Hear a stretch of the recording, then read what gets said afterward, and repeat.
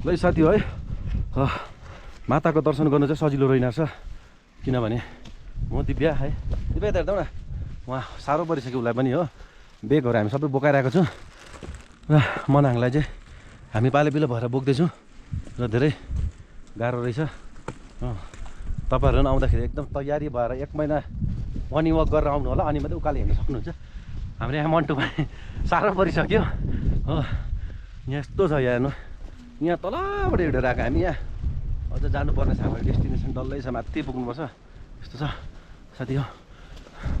यहाँ उता हेर्दै न दिव्या कतिको साह्रो परिरहेको छ यस्तो सोचेको थियौ माताको दर्शन गर्न पाप पटाउन सजिलो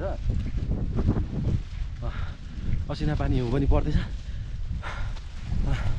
गाह्रो परिरहेको छ अहिले चाहिँ हामीलाई उठ्दै आउँदैछ